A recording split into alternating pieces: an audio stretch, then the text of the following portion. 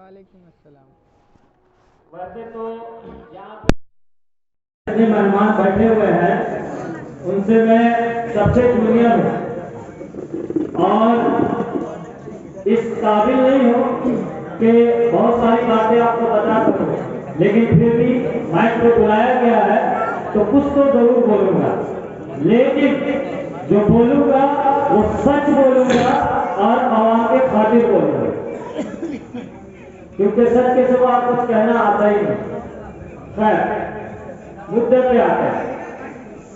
आज मैं जो भी बात करूंगा बिल्कुल मुद्दे की बात करूंगा। सबसे पहली बात, सवाल ये पैदा होता है कि जब जब इलेक्शन आता है या जब जब इलेक्शन का दौर आता है तो हमारे मन में एक सवाल जरूर पैदा होना चाहिए कि हम वोट किसको दें और क्यों दें। हम वोट किसको दें और क्यों दें।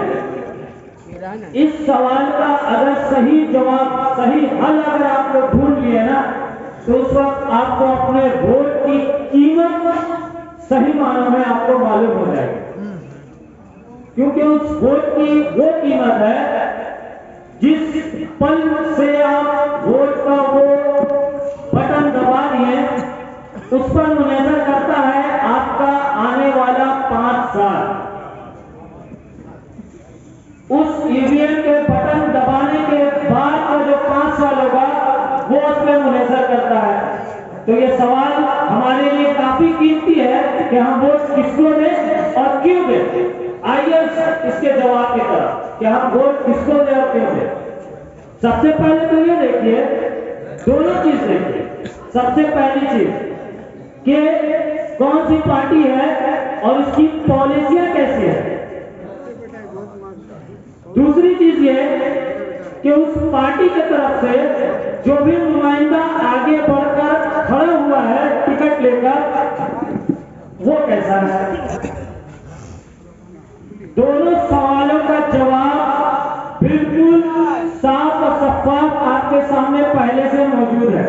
मुझे कहने की जरूरत नहीं है कि टीएमसी पार्टी की पॉलिसियां क्या है और उसके तरफ से वार्ड नंबर 28 के जो उम्मीदवार हैं जनाब मास्टर मोहम्मद इरशाद आलम, उनकी फितरत और उनका जो कैरेक्टर है वो कैसा है।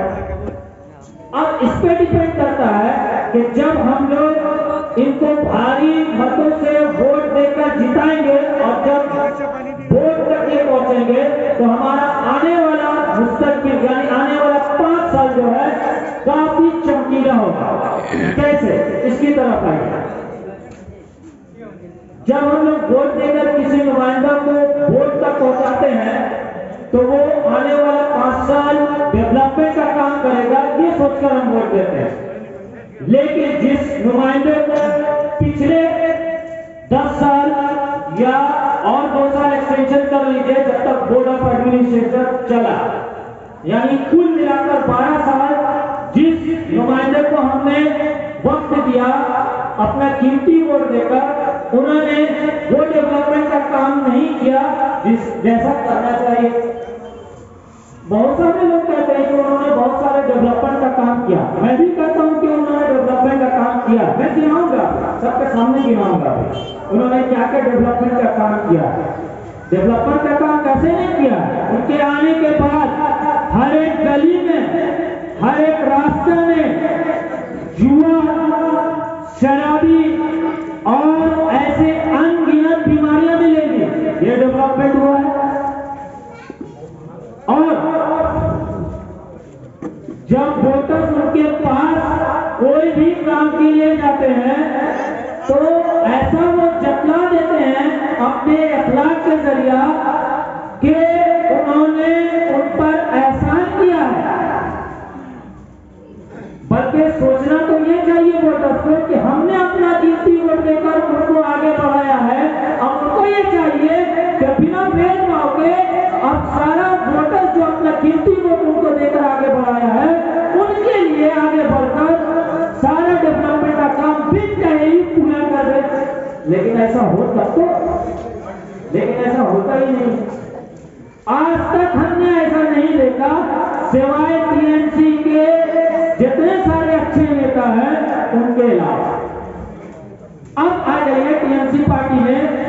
सारी सुविधा दी है उनको मैं लाइन से गिनाऊंगा। मैंने कहा ना शुरुआत में कि पार्टी की पॉलिसियों को देखनी चाहिए, उनके बारे में कह रहा हूं। 74 स्कीम के बारे में सुना है ना, बार बार लोग गिनाते हैं हर मैच को 74 स्कीम ममता सरकार ने दिया है।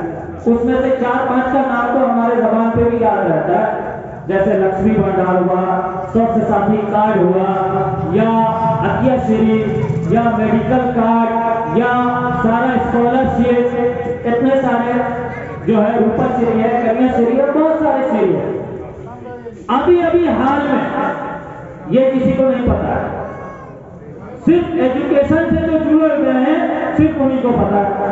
इसलिए मेरा फर्ज बनता है कि आपको बता दूं, जब से कोरोना का टाइम आया है सब कुछ छोड़कर स्कूल कॉलेज बंद था।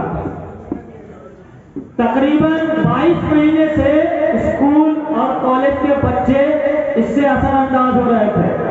अभी 4-5 दिन पहले जो है ममता ने 3 नए स्कीम लॉन्च किए हैं और तीनों का तीनों जो है एजुकेशन के फील्ड से, तालीम के मैदान से ताल्लुक रखता है।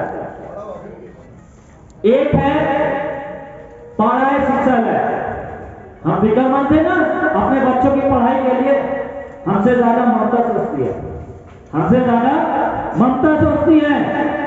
देखिए आने वाले 14 फरवरी को हाई कोर्ट का इस बारे में जजमेंट आने वाला था कि अपने रियासत में स्कूल खुलना चाहिए कि नहीं खुलना चाहिए, लेकिन उससे पहले ही ममता सरकार ने ये स्कीम लॉन्च करके साबित कर दिया कि हम अपने आवाज के लिए काम करते हैं, उनके डेवलपमेंट के लिए काम करते हैं, क्योंकि उन्होंने अपना कीमती वोट देकर हमको इस सीट तक पहुंचाया है, तो हम क्यों ना उनके लिए काम करें। अब आ जाइए तीनों नए स्कीम पर। पारा शिक्षालय, पारा शिक्षालय के तहत 3 फरवरी से, यानी आज कितना तारीख हो गया, आज ही 3 फरवरी है, 3 फरवरी से क्लास 8 से लेकर 12 तक और उससे आगे हायर क्लास में यूनिवर्सिटी लेवल तक बाकायदा जैसे क्लास चलता है क्लासरूम में, वैसे आज से शुरू हो चुका है। ये पता होगा आप लोगों को, नहीं भी पता तो मैं बता रहा हूं, आज से शुरू हो चुका है क्लास 8 से लेकर यूनिवर्सिटी लेवल तक अपने अपने क्लासरूम में। ये किसने जजमेंट किया, ये काम किसने किया, ममता सरकार, किसी और ने नहीं किया। अब आ जाइए दूसरी चीज पर। इसी पारा शिक्षालय के तहत दर्जा नर्सरी, जिसको हम प्री प्राइमरी पीपी क्लास बोलते हैं, वहां से लेकर क्लास 7 तक खुले मैदान में या खुली फिजा में बच्चों को पढ़ाना है, क्योंकि बच्चों पर इस कोरोना का ज्यादा असर पड़ता है। इसलिए अभी फिलहाल कुछ वक्त के लिए क्लास पीपी से लेकर क्लास 7 तक जो है ओपन स्पेस यानी खुली फिजा में पढ़ाने की इजाजत दी है। कुछ दिन बाद जो है इनको भी क्लासरूम में वापस बुला लिया जाए। ये जो नया स्कीम, तीसरी स्कीम के बारे में बहुत कम लोगों को पता होगा। अभी ममता सरकार ने यह ऐलान किया है कि हमारे रियासत के जो भी बच्चे और बच्चियां कॉलेज पास करके जो इधर उधर नौकरियों की तलाश में भटकते हैं, उनके लिए ये स्कीम लॉन्च किया है। एक साइट लॉन्च की है उन्होंने कि उसमें अप्लाई करने के बाद गवर्नमेंट के हुकूमत पूरी बंगाल के अलग अलग हिस्सों में, अलग अलग शोबों में उनको 3 से 6 महीना के लिए काम दिया जाएगा, पैसों के साथ, सैलरी के साथ। ये नया स्कीम ममता सरकार ने लॉन्च किया, किसी और ने नहीं। जब ममता हमारी नौकरियों के बारे में सोचती है, ममता दीदी हमारी पढ़ाई के बारे में सोचती है, ममता दीदी हमारे खाने पीने के बारे में सोचती है, जो फ्री राशन बंटवा रही है तकरीबन 2 साल से और आगे भी बढ़ते रहेगा। जब इतनी सारी फैसिलिटीज ममता सरकार दे रही है, तो हम क्यों ना उनके नुमाइंदा को आगे बोर्ड तक पहुंचाएंगे। ये दूसरे सवाल का जवाब था आपका। अब आ जाइए, जिस नुमाइंदा को हम 10 से 12 साल तक वक्त दिया, उनके सारे कामों को मैं गिनाऊंगा। मेरी शकल से सारे लोग तकरीबन वाकिफ हैं। मैं आपके पड़ोसी के स्कूल में ही यानी काजी नजरुल स्कूल का मुआविन मुदर्रिस यानी असिस्टेंट टीचर हूँ तकरीबन 5 साल से। जब से मैं आया हूं उससे पहले से ही मोहल्ला और स्कूल का हालात अच्छे से पता है, लेकिन कुछ कर नहीं पाता क्योंकि स्कूल में नौकरी नहीं। लेकिन जब से नौकरी हुई है उस वक्त से लेकर आज तक इतनी खराबियां उस स्कूल में देख चुका हूं, मैं सच बोलूंगा, क्योंकि मैं आवाम के लिए यहाँ खड़ा हूं, किसी और के लिए नहीं। सुनिए सच, जब से मैं वहां आया हूं तब से इतनी खराबियां देख चुका हूं कि कहने लायक नहीं। लेकिन उसमें से कुछ खराबियां आप भी सुन लीजिए। जो पहाड़ा पढ़ते हैं ना पुराने लोगों के, पुराने नुमाइंदों के, सुन लीजिए। मैं यहाँ का इसी मोहल्ले का रहने वाला हूँ। अगर यहाँ से किसी और के तरह किसी का तरफदारी करके मैं यहाँ तक नहीं पहुंचा हूँ, बाकायदा इम्तिहान देकर पूरे डिस्ट्रिक्ट में टॉप किया, तब बगल के स्कूल मिला है, ऐसे ही मिला है। अब रहा बात, जब से मैं यहाँ आया हूँ तब से जनाब जो है वो बोरो चेयरमैन थे, बोरो थ्री के। अब जब मैं आया तो गलत काम तो शुरू से देखने की आदत नहीं। फंड्स पे चोरी, चावल चोरी, सारा स्कॉलरशिप पे चोरी, जितने सारे फंड्स आते हैं वो चोरी, बर्दाश्त नहीं हुआ। आवाज उठाया मैंने। जब आवाज उठाया तो जनाब हुक्म क्या देते हैं इंचार्ज को कि बच्चे घटा दीजिए, इनका अपने आप ही ट्रांसफर हो जाएगा। बच्चे घटा दीजिए, इनका अपने आप ही ट्रांसफर हो जाएगा। ऐसी सोच के मालिक हैं जिन्हें 12 साल मौका दिया, ऐसी सोच के मालिक है कि कौम का एक लड़का मेहनत से जब आगे बढ़कर आगे आता है तो इनको हटाने की साजिश की जाती है। वाह वाह, ये तो एक बात हुई। दूसरी बात आ रही है, मैं तो पढ़ा लिखा हूं ना, उनके तरह नहीं हूं, सारा रूल रेगुलेशन जानता था। जब मैं रिक्रूट होके आया, तकर्री पाकर आया, सारा रिक्रूटमेंट रूल जानता था कि ट्रांसफर कैसे हो सकता है।